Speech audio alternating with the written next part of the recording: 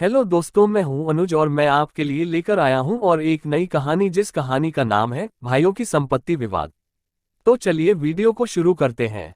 सेठ के दो पुत्रों के बीच संपत्ति और जमीन के बंटवारे को लेकर लड़ाई चल रही थी और एक घर को लेकर विवाद बढ़ा जा रहा था। एक दिन दोनों भाई इस कदर झगड़ रहे थे मानो किसी भी क्षण एक दूसरे को मारने को तैयार हो। सेठ ने उन्हें इस तरह देखा तो बहुत जोर से हंस पड़े।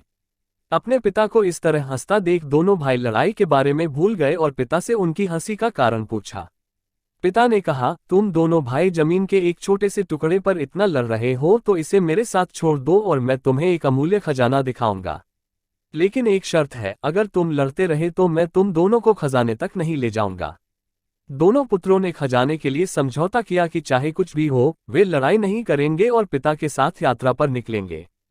घर से निकलने के बाद दोनों बेटे अपने पिता के साथ बस में सवार हो गए और उन्होंने करीब 10 घंटे का सफर तय किया। तब फिर एक गांव पहुंचे। तब सेठ दोनों को एक बहुत बड़े भवन में ले गया जो चारों ओर से सुनसान था।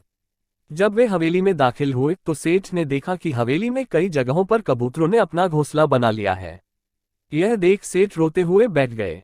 बेटे ने पूछा, क्या हुआ, क्यों रो रहे हैं? रोते हुए उसने कहा, बस इस हवेली को ध्यान से देखो, जरा याद करो कि वह बचपन जो तुम दोनों ने यहाँ बिताया था। तुम दोनों को याद नहीं होगा, लेकिन जब तुम दोनों छोटे थे तो मैंने इस हवेली के लिए अपने बड़े भाई से बहुत लड़ाई लड़ी थी।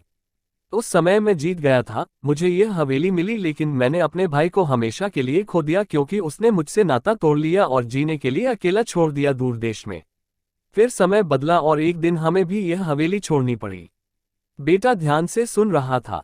तभी पिता ने पूछा, बेटा बताओ, हम जिस सीट पर बैठे थे जब हम यहाँ आए थे, क्या वह सीट हमेशा के लिए हमारी रहेगी? दोनों बेटे ने एक साथ कहा, बस की सीट हमेशा के लिए हमारी कैसे हो सकती है? बस का सफर जारी है और सीट पर बैठे यात्री बदलते रहे। हमारे सामने कोई और बैठा होगा और कल कोई और बैठेगा।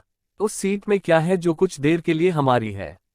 पापा हंसे और फिर आंखों में आंसू भरकर कहा, यही तो मैं तुम्हें समझाने की कोशिश कर रहा हूं। तुमसे पहले उसका मालिक कोई और था, कुछ समय के लिए तुम हो और उसके बाद कोई और उसका मालिक होगा।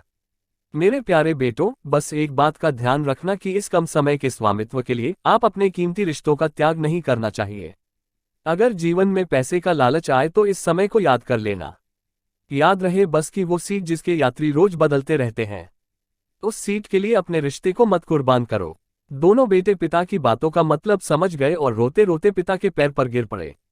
इस कहानी से हमें यह सीख मिलती है कि हमारे पास जो भी दौलत है, जो कुछ हमारा है, वह कुछ समय के लिए ही हमारा है। थोड़ी देर बाद मालिक बदल जाता है। धन के चक्कर में कोई कीमती रिश्ता न खोए।